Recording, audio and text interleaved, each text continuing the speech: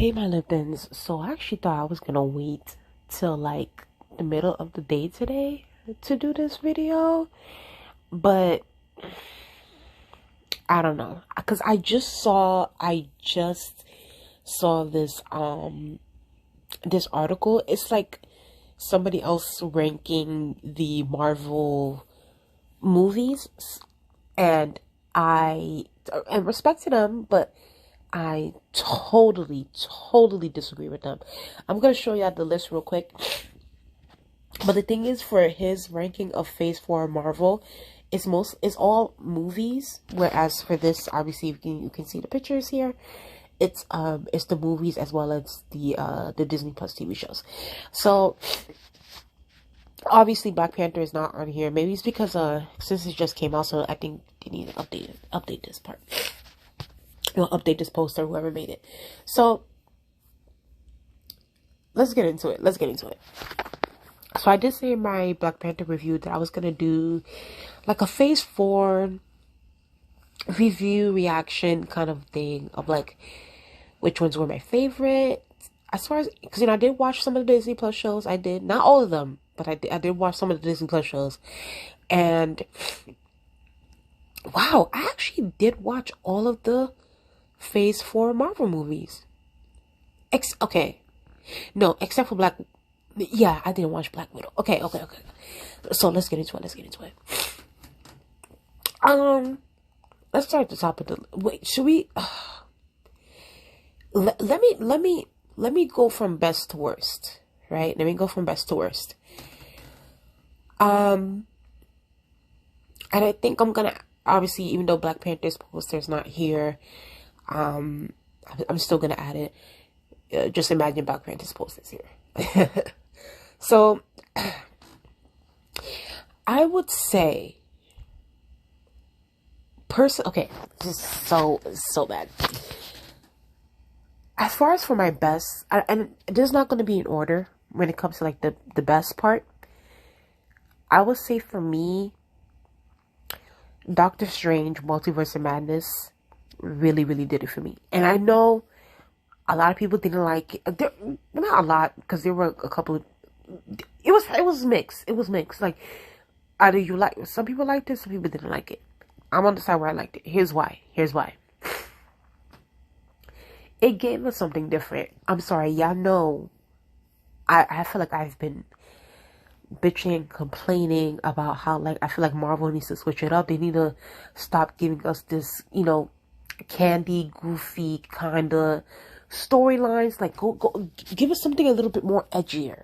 I want something a little bit more edgy. I want something a little bit more just adult. Like, and I get it, they're trying to market to children and kids. Like, they're trying to be family friendly, and I get it, but it's like, girl, like, are kids even into, like, it's just like, I think kids are smart enough to really see through shit. And it's just like, with a lot of some of the Marvel films, especially lately, it hasn't been hitting.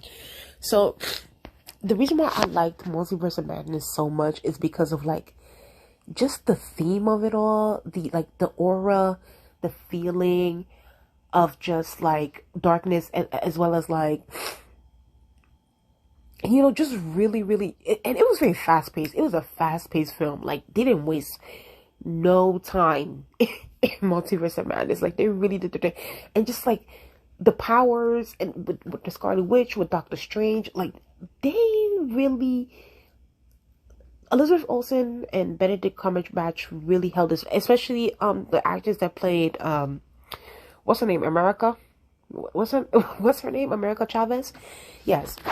They really did the damn thing. I love Sam Raimi. I hope to God, I'm crossing my fingers that they continue to use Sam Raimi, especially for a Doctor Strange film, because let's be very clear.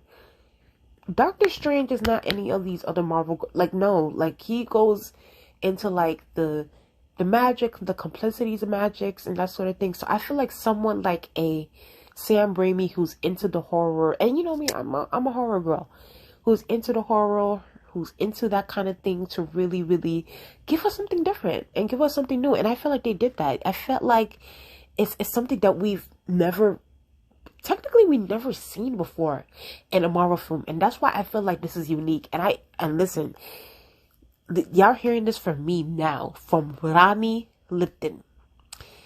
In the future, we are going to be having a conversation, not just me, but so many people, about how Doctor Strange Multiverse of Madness is probably one of the most unique Marvel films that the MCU has ever had. I honestly believe that. I do. I really, really do. So I definitely put Doctor Strange there. I guess for my best two, I'm gonna put Black Panther, Wakanda Forever. Now, I just did a review on Black Panther, Wakanda Forever. Please go watch that. I just uploaded the video on my channel, and please like, comment, and subscribe to my channel as well, y'all, just to give y'all a reminder. So I give my review on that film, and I don't want to go too much deep into it with this video because I feel like y'all guys should go watch my review and see what I think fully. But I will say this. Black Panther Wakanda Forever was definitely a slow burn. It definitely captured my attention as far as like as far as like giving us the history of Namor, well, brief history I would say of Namor, just like him and his army, the way that they really made the Wakandans desperate. Honestly, they really, really did. Like the stakes were high in that movie too. It really was. So. And also it being a movie where it was like for the first two halves of the film, it was without the Black Panther. I'm sure it was hard for them to do, especially like with the writing team, with Ryan Coogler. So I give props where props are due. Like they definitely did what they had to do. I will say this though, before I go to my next film. I do believe that they should recast T'Challa. I do. Because I feel like the story of T'Challa is incomplete, and we really need that before we can jump into, Shuri being to the Black Panther. But I understand it because due to the circumstances of Chadwick Boseman's death and everything, so I definitely understand that. But obviously going forward, and plus, if you guys haven't seen the end credit scene, you'll probably see what happens as far as like maybe the fate of the Black Panther. So we'll see what happens there. So Black Panther Wakanda Forever is definitely in the best. What other movies are here? Because there's a lot of Disney Plus shows. Okay, so I see. Okay, so in the best two. Okay, I will say this. I will have best, neutral, and worst. Okay, because there are some films there are some Phase 4 MCU films where I was neutral on. And I'm going to tell you the ones where I'm neutral on. So the best is, Black Panther and Doctor Strange. I'm going neutral now. Spider-Man No Way Home. And I know a lot. Oh my God. There are going to be so many people that are not going to like what I have to say. But here's why. Spider-Man No Way Home. I went to go watch this in the theater. Here's why I put this as neutral. I'm a kind of girl where I am somewhat of a traditionalist when it comes to films and promotion. When it comes to you promoting your films, you giving us the kind of, trailers that we need or teasers that we need to capture our attention to go watch the film. I feel like, and this is just an allegedly, what made this a neutral film is because the leaks that happened before Spider-Man No Way Home was even released. If y'all remember, like a month before the movie even came out, or 2 months before it was, you had all kinds of like picture leaks. Like you could tell somebody's like recording like Andrew Garfield, Tobey Maguire. It's just like you have these different suits, and I'm just like, at first, I'm not gonna lie to y'all. At first, I was like, like I know somebody who signed an NDA, didn't go in there and try to ruin this movie for us and ruin the characters that are supposed to be in these films. This is so unfair.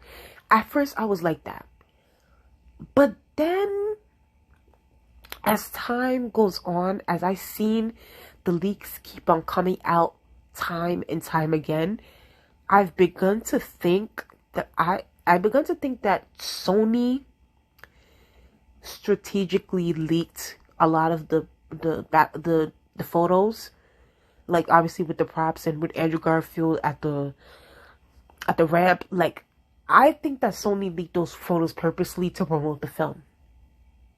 I do. Because there is no way you are a billion. Like, what is Sony worth? I need to go look it up.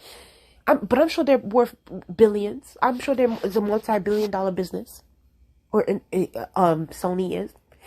I don't understand how y'all have so much money, but yet you guys don't have this movie under lock and key. And I get it. There are movies that leaked. There are things that leaked. You know, you got paparazzi on the corner trying to spy, trying to get the tea. A movie of this caliber, a movie of Spider-Man No Way Home's caliber, should not have had any leaks. I don't care what y'all say. I don't care what y'all say. I stand by that. At this point, y'all guys had so much time to get this shit together.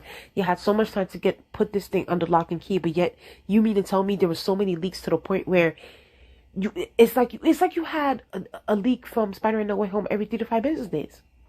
What's going on? And then on top of that, I'm not even going to talk about the trailers, because the trailers really blew me. Let me tell y'all why. And like I said, I am a traditionalist when it comes to trailers. I feel like too much was put into the Spider-Man No Way Home trailers. I'm sorry. They should have saved Doc Ock, Green Goblin, Lizard, Sandman. They should have kept that. They should not have even put it in the trailer. Do not show your hand like that, girl.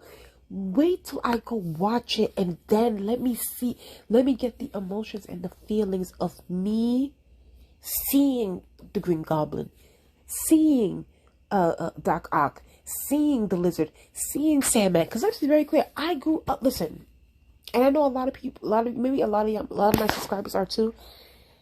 I grew up with the Tobey Maguire Spider-Man, right? So I know Green Goblin already. I know how he is. I know how Doc Ock is. I know how Doc Ock is. I know how Sandman is. So it's like, for me, I feel like it would have been a way better experience had I not seen that. And now that I think about it, I wish I hadn't seen the trailers for Spider-Man No Way Home, because the good thing is I actually learned from my my mistakes from that. Because, you know, now with movie studios, they don't like to, they put everything, they practically put 50% of their movie into the trailers, which I hate so much. But for the Black Panther movie, actually, the Wakanda Forever, I made sure to avoid the trailer. After I saw the teaser, I said, okay, that's it. That's good enough for me. I'm not going to watch anything. I made sure to mute anybody that talked about anything comic books. I made sure not to watch any of the movie review channels, because sometimes, like, they don't like to wait for the films. They like to, you know, react to the teasers and react to the reactions and to react to the official trailer. It's just like, okay, thank you very much. Love that for you. I made sure to avoid all of that. For Spider-Man No Way Home, like, there was just so much put in the trailers. It was just like, bro. And oh yeah, Electro too. You had Electro in the. And mind you, I watched Amazing Spider-Man 2, which I thought was a great film. A lot of people didn't like it, but I thoroughly enjoyed Amazing Spider-Man 2, with Andrew Garfield. And you know, all of that could have been a moment for me, y'all. That could have been a moment for me. And then having to see just Andrew Garfield, and then you had Tobey Maguire just come in. It was just like, all of this could have been a moment had y'all not ruined it like a month ago. It's like I've gone into the movie theaters for Spider-Man No Way Home already knowing what was going to happen. And I hate that. I don't like films to be predictable. I like films to be unpredictable. I like unpredictability. I like to be shocked. I like films like that. So Sony really dropped the ball with this one, you know. Sony really dropped the ball with Spider-Man No Way Home. They dropped the ball for the promotions, and it's like y'all stick allegedly. Let me say allegedly because you never know. But y'all systematically, you know what I'm saying, leaking photos from the set. Cause I'm sorry, you leak my shit, I'm coming after you. Do not leak my stuff. Do not leak any backstage thing that I'm doing, knowing that this is gonna be a big deal. Do not leak my stuff. Either way, I think the reason why I'm giving Spider-Man No Way Home a neutral is because due to the nostalgia. And I have to be honest. I'm giving it a neutral for nostalgia purposes. Because had that not been the case, had there not been a Tobey Maguire, had there not been a Green Goblin, a Doc Ock, Electro, all these people, I don't think I would have been too interested in watching Spider-Man No Way Home. It is no shame. It is no shame. Now, next. Shang-Chi. Let me tell you something. I would have loved... Okay, let me just say this. And Shang-Chi's neutral. I really, really like Shang-Chi. Oh my god, I love the fight scenes. Like, hopefully in the next... I don't know when they're going to release the next Shang-Chi movie. I have to go research that. But hopefully for the next Shang-Chi movie, I hope they keep... Like, I love the Asian... I'm going to just say Asian fighting because I don't know if it's Kung Fu or Karate. Like, I don't know. Which one is it? I love the Asian fighting. I love that. I loved the fight and the complexities between the Mandarin and his son Shang-Chi. Here's why I put it in neutral. The comedy blew me my Liptons. The comedy really, really pissed me off. First of all, this is just my own personal taste. For the life of me, I do not think that Aquafina is funny at all. Her jokes did not hit. It wasn't even corny. That's the thing too. Like you know, there can be jokes that are corny, but you can still get like a giggle out of it. Her jokes fell flat, y'all. Like the jokes that were being hit out, it wasn't good. And I feel like this is what I'm saying when it comes to Marvel movies and their comedy. It's like not every film needs that kind of thing. Like they don't need that little humor-ish kind of... If the stakes are high, bitch, I'm not making jokes. I'm not making jokes. Like if somebody's coming to kill me, if somebody's coming to beat my ass or whatever, no, I'm gonna be like I feel like Marvel really needs to start going into the direction of being realistic about things, especially when it comes to fight scenes and that sort of thing. Nobody is making jokes when fighting. Nobody's making jokes, especially if the jokes are fucking flat. Because these don't, y'all need to go back and watch Shang-Chi. The jokes that Aquafina was putting out, and also see me, his character jokes was not hitting either. I have to be honest. Even though I love his fight scenes, he did what he needed to do. They need to hang it up with the jokes. The jokes gotta go. They gotta go. And Aquafina needs to go too. No shame. Now, let me go to my worst. Wait, should I go to the Disney? Okay, I'm gonna do the Disney Plus shows last, I guess, because it's kind of... Let me do the worst. I think y'all guys already know what I'm about to say. I will say this. Let me start off with Black Widow. Okay, here's the thing. I have to be honest. I actually did not watch Black Widow. I didn't watch the Black Widow movie because I just wasn't interested. You know, I just wasn't interested. And I know there were some people that liked the film, but for me personally, it was kind of like I don't know. I just had no interest in watching the film. So I guess you could put it in the worst since I had no interest. Yeah, so I had no interest with that. So that's the worst. Okay. The Eternals. One of the worst. Wow. Eternals, y'all had so much potential. I'm so mad. Oh my god, I'm so mad. I really went to the theaters to go, and it was a nice theater too. Like you had the recliners. We were up in the top, not top, like up as far as like the up section of the theater. We had the recliners out. We were just chilling. We were thinking, me and my family, we thought that this movie was really gonna be a good movie. Only to and it started from the beginning. Let me tell you, you could tell if a film is bad or good starting from the beginning. Like that first scene sometimes really sets the tone for the entire film. And when Cersei and whatever the hell Kit Harington's freaking character, when they came into the scene along with Sprite and her shape-shifting ass, the things that they were saying to each other, I was like, okay. I was like, all right. And then you had these powerful characters. It's just like, it felt like these characters should have had their own individual origin stories and then being brought in together. And I said this before in my other reviews. Go to my superhero talk playlist, y'all, if y'all want to see my review on the Eternals and everything, and Thor: Love and Thunder. But it's just like, I felt like it should have been, because let me be very clear. I feel like I would get my whole life when it comes to Makari and Druid. Like, it seems like there will be a cute ass couple. They look cute. So I don't know. Maybe they need to give them a Disney Plus show and to see, like, to flesh out everything. The Eternals needs to be fleshed out. It needs to be fleshed out, and I hope to God the second movie is better, because let me be very clear. It can be better. That's the thing. It can be, because look at Black Panther. Black Panther, the first movie, I thought it was good, but I didn't think it was great. Now looking at Wakanda Forever, seeing it and seeing that, I think Wakanda Forever is a great film.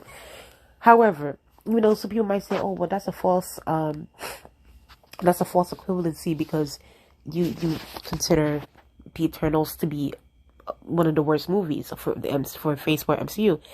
And I would say, yeah, you're right. Yeah, you're right. But I just feel like for the second film, it needs to at least be, at this point, I'm putting my bar low for the Eternals. I'm putting it low. The second movie needs to be at least a good movie. Like, it needs to be at least a good B. It needs to be a B. And that is the highest I will go for now. I would aim for an A, but then again, I don't know. It seems like Marvel be hiring these, like, indie filmmakers that only have a few films under their belts, thinking that they can handle a big budget film like the Eternals. The Eternals with powers like these. No, these stories need to be fleshed out, honey. It needs to be a seasoned director. It's no shade. I really do think that they need to replace the Eternals director. I really do. I feel like they need to replace her and add someone with experience and knows what they're doing, as far as when it comes to big budget films, and as far as when it comes to storylines. Period. So, but hopefully, Disney gives Makari and Druid their own, because I just want to see their story. I think they're cute, and I think that it'll be a very educational experience for people, especially because Makari is deaf, so that'll be something cute. Like, we can do the whole sign language thing, because listen, I grew up watching Switch That Birth. Switch That Birth taught me a few things of sign language, so I think it will be a good thing. I think it will be a great thing for our society. But still, the Eternals was trash. Last but not fucking least, bitch, I always drag the ever-living shit out of Thor: Love and Thunder, and I'm going to continue to drag Thor: Love and Thunder. The reason why, honestly, Thor: Love and Thunder is the worst MCU Phase 4 film. It is the worst, as a matter of fact. Okay, I did say for the best, it wasn't in order, but for the worst, yeah, is in order. So, Black Widow is least worst, then Eternals is second worst, and then Thor: Love and Thunder is third worst. So that means Thor: Love and Thunder, you're getting the gavel. You can get roasted and dragged by me, because and this is why some people are gonna be like, oh well, you're not holding the Eternals to the same high standard. It's because Thor: Love and Thunder is a veteran at this point. in the MCU. These are veterans. It's not like the Eternals have been here for 5 years and yet they're still giving us poor quality movies. No, they just started. That's why, yes, we're gonna drag, but it's also a situation where it's like, okay, we'll do better now. Thor: Love and Thunder, the writing for Thor: Love and Thunder, the director Taika Waititi. First of all, Taika Waititi gotta go. Period. I know I said that for the Eternals, they gotta, and you know what? Maybe for the Eternals, they can keep her for a second time. If the second film doesn't go as planned, she gotta go too. Taika Waititi has to go. It's not even a question. It's not even a question. He has to go. Y'all, I don't know who the hell this audience is that says that they love Thor Ragnarok. So, I don't know since when y'all liked y'all characters to be dumbed down and watered down and to be taken as a joke. But that's not something that I want from a superhero that I love, growing up watching. Okay? Thor Ragnarok was trash. Period. And I know y'all gonna say like, oh, no. Thor Ragnarok was trash. Thor Love and Thunder was trash as well. And mind you, both of them were directed by Taika Waititi. Okay? Thor was, and I said this before, go look up my review on Thor Love and Thunder on my channel under Superhero Talk. It's under my playlist on Superhero Talk. Thor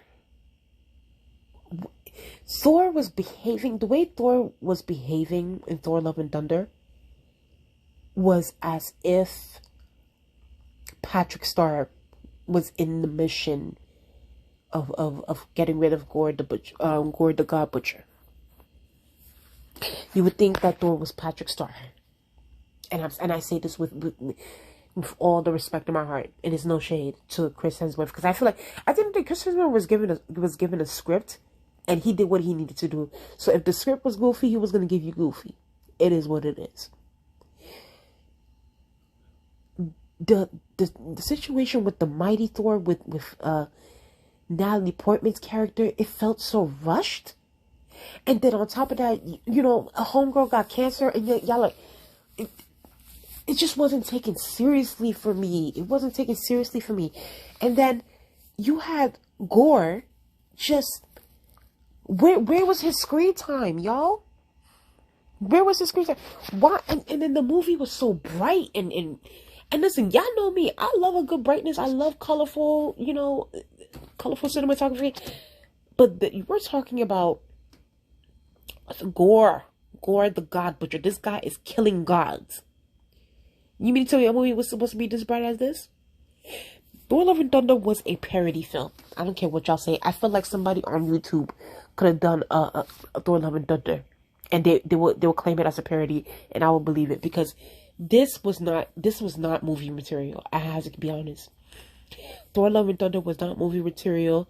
It was whack. It was corny. I hated it. It was stupid. The writing was stupid. The direction was stupid. There were certain parts of the CG. Yo, now I know the CGI part where the children, oh my God, where you could see the children's the visualization of them and how bad it looked. And this is what I'm talking about when it comes to lately, how Marvel and Disney and them, they've been dropping the ball when it comes to putting money for the CGI. It makes absolutely no sense why Thor's character should be handled in this way. Someone as powerful as Thor, this is unacceptable. This is unacceptable. Thor was a terrible film. Period. Thor Love and Thunder was a terrible film. Especially going back to like how the first Thor movie was, and the second and Thor Dark World. Those two movies, the first Thor movie and Thor Dark World, eats Ragnarok and Love and Thunder. Side by side? Script by script? Oh. At the end of the day, and mind you, the first Thor movie and the second Thor movie wasn't directed by Taika Waititi. Ragnarok and Love and Thunder were. So I'm saying, we need to come to a point where I don't know, maybe it should be a hashtag or something like fire Taika Waititi or whatever the hell. Maybe it needs to be a hashtag. We need new people, honestly, truly. Feige, I don't know what you have to do. Get Taika, it's just say, hey, you know, I love what you did. You know, it was cute. You experimented with Thor. Now we gotta move on. Either y'all tell him to go, or y'all guys gotta tell Taika Waititi to cut out all the goofy shit. Gotta cut out all the goofy plot holes. Let's get some better CGI. And let's get Thor, let Thor get into business right now. Let him do what he's supposed to do. So, yeah. Thor Love and Thunder was trash. But that is my review so far, Phase 4 of the movies. Honestly, y'all, I'm a little bit tired, so I don't think I'm gonna do the Disney Plus shows. Maybe I'll do it later next time or something. But I will say this, hold on. Before I go, so this is the rankings that I saw. So this is Movie Web, and this is by Richard Fink. So this guy made a list of, like, he ranked the MCU Phase 4 movies, right? So look at this list. I was just like, oh my god, this is like so bad. So he put 7, the last, obviously this is from worst to best. So he had Black Widow at number 7. Like I said, I haven't watched Black Widow. Maybe I will in the future, but as of right now, I still don't have the interest to watch it. So, obviously you guys can see what he says here. But yeah, as far as Black Widow, then again, I never found Black Widow to be a compelling character like that. You know, she was cute, she was pretty, you know, but I just never seen her like that. First of all, this is atrocious. Thor: Love and Thunder should have been number 7. Let's be very clear. This movie should have been number 7. I don't know what the hell Richard is talking about. But, you know, it's his opinion. So, but yeah, he has Thor number 7. Why did he put Thor number 6? Following the success of Ragnarok, expectations were high for Taika Waititi to return to the Thor franchise, with the addition of bringing back Natalie Portman as Jane Foster and adapting both the Mighty Thor run from the comics as well as the acclaimed Gloria Garbage arc. There are plenty of reasons to be excited for Thor: Love and Thunder. Yet the release of Thor: Love and Thunder might have yielded the biggest mixed response from a Marvel movie in quite some time. The movie was a little over reliant on humor. Yes, that's what we're saying. Often repeating jokes, which, if you did not find funny the first time, you will lead to a frustrating viewing experience. Yes, exactly. Yet the film's emotional moments surrounding Jane Foster's cancer arc and the love story between her and Thor are genuinely moving enough to make it worth checking out. No. But then again, even in the first Thor movie, I never thought that Jane Foster and Thor had great chemistry. I mean, then again, it might be Natalie Portman on it. And listen, don't get me wrong, I love Natalie Portman. I think she's an amazing actress. I just don't think that her and Chris Hemsworth really have chemistry on screen like that. I don't. So of course, you know, haters, they put Doctor Strange Multiverse of Madness as number 5, which I think is preposterous. It's preposterous. I think it's crazy, so it should be higher. But whatever, it's his opinion. Number 4, and this is when I knew Richard was full of shit. And it's no shit. There's no shade, Richard Fink.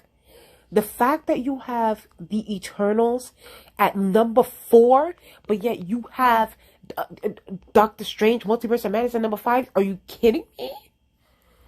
Are you serious, Richard? Absolutely not. Absolutely not. I don't even want to know the reasoning as to why you put the Eternals at number 4. This is why I can't take this list seriously. It's no shade. Like, what? what you don't know. Let me read what he has to say.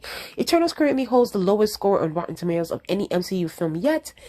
Eternal stands as one of the most unique entries of the massive franchise, and a film which should not only be celebrated, but one that will likely grow in estimation as time goes on. I don't think so. I I think that Doctor Strange and Multiverse will definitely grow as time goes on, but I don't think that the Eternals will. It's not.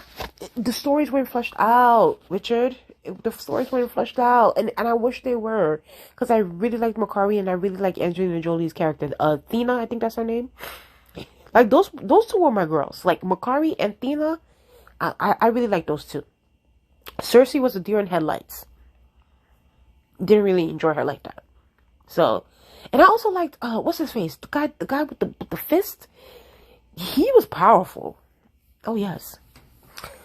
And it says here, Academy Award-winning director Chloe Zhao takes one of the most obscure Marvel properties and crafts a century spanning. Okay. So, he has number 3, Spider-Man No Way Home. And honestly, I'm not going to have a gripe on this because I know a lot of people really love Spider-Man. And I think it's honest, and it is just my true opinion. I think that it's because due to the nostalgia factor. Because had that been the case, I don't even think this would be number 3. But whatever, you know, I respect anybody that was in number 3. Shang-Chi, number 2. Okay, I agree. You know, the fight scenes are nice. And like I said, I put Shang-Chi, you know, as neutral because the comedy tend to ruin it for me a lot. So, but the fight scene is definitely 8. Oh my god. Like, the fight between Shang-Chi and his father, Mandalorian, or the Mandarin, sorry. I keep saying Mandalorian. Mandarin. They definitely 8. They definitely 8. Number 1, Black Panther Forever. I have no issues with people having this opinion. I think this was... Yeah, I respect anybody that has this opinion. Because, you know, I also put Black Panther as one of my best. So, yeah. Richard Fink, it's no shade, but... your opinion, and this was published a day ago. Your opinion is kind of weird. It's no shade. It's kind of like ugh, but you know, shout out to him. Yes. So, tell me what you guys think in the comment section below. Did you guys enjoy my little phase 4 review of Marvel films? I know some of y'all might not agree, but you know, it's okay. It is.